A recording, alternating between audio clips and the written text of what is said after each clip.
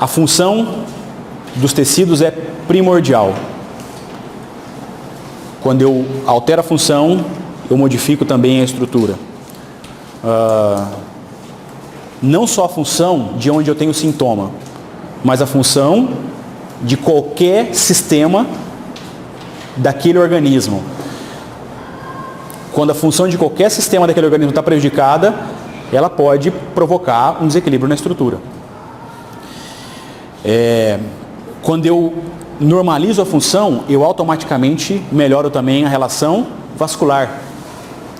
E se eu tenho melhor vascularização, a função daquela estrutura também, ela melhora.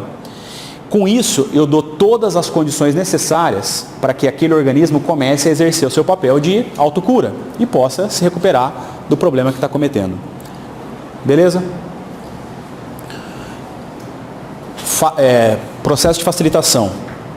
Isso aqui é uma das coisas mais importantes desse módulo de hoje também. Alguém já assistiu um tratamento de osteopatia? De quiropraxia? Sim? Se vocês já assistiram um tratamento, vocês vão perceber assim, não importa onde a pessoa falou que dói, a gente trata a coluna. Às vezes a pessoa chega com dor no cotovelo, dor no punho, dor no joelho, tornozelo, não importa. A coluna é um dos pontos mais importantes de referência para tratamento. Por quê?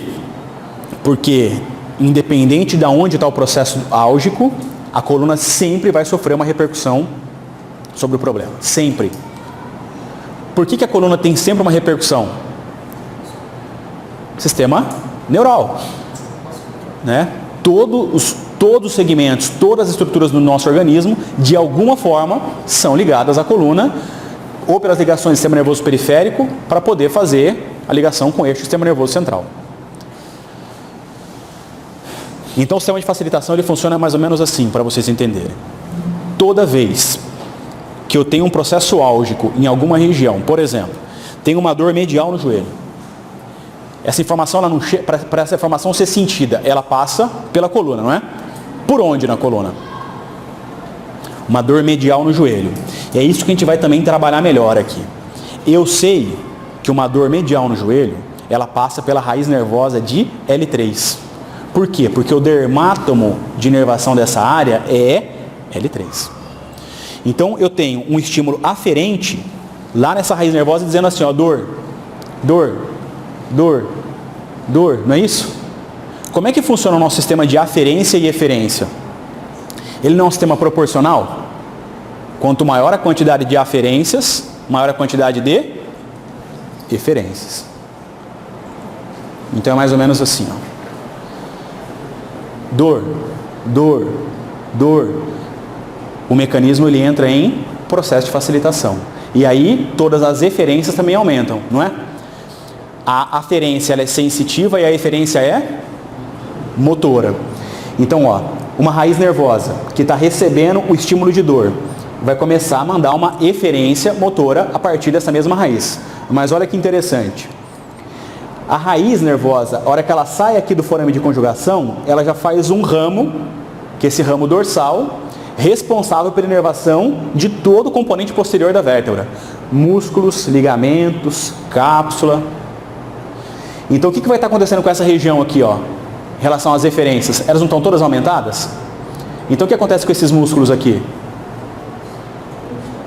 Eles não se tensionam? O que acontece com essa vértebra aqui?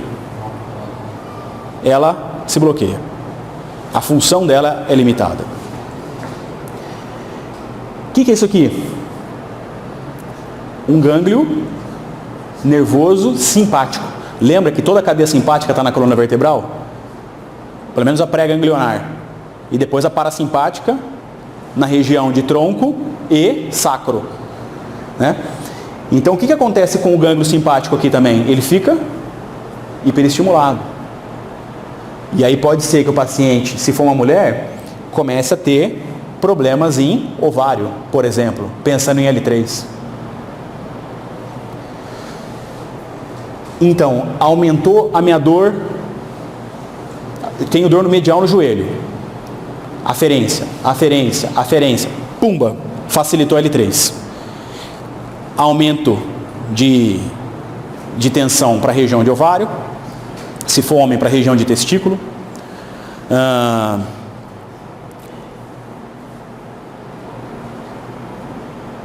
Todo o componente posterior aqui em disfunção, e se ele está em disfunção, o toque aqui também é mais sensível. E se vocês lembrarem, uma das principais raízes de inervação do músculo ilio-psoas, ele também sai de L3. Então o que acontece com o psoas aqui? Ele entra em disfunção, ele entra em tensão também, porque ele está recebendo uma quantidade maior de referências. O psoas, ele não tem uma ligação importante com o ilíaco? Ele não fica na fossa interna do ilíaco? Vocês vão aprender isso depois. O psoas é um músculo que em tensão bloqueia o ilíaco em posterioridade. Então eu provoco uma disfunção de ilíaco por causa de uma dor medial no joelho e uma ação reflexa que aconteceu na coluna vertebral. Vocês estão entendendo que uma dor medial no joelho provocou já uma outra cadeia lesional? Que inclusive pode interferir no joelho depois? Por quê? Porque se o psoas bloqueia o ilíaco e joga ele mais para trás, a sínfise púbica faz isso e tensiona, por exemplo, o grácil, que chega até onde? Região medial de joelho.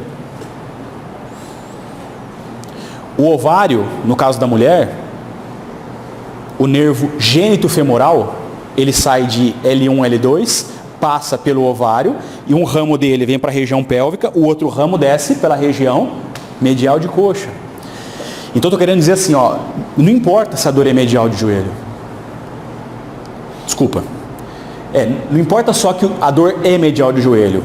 Está doendo alguma coisa no membro inferior, eu preciso saber qual que é a raiz mais importante relacionada àquele sintoma, para poder depois vir aqui e quebrar esse arco reflexo. Tentar desarmar essa cadeia disfuncional que está se criando a partir disso.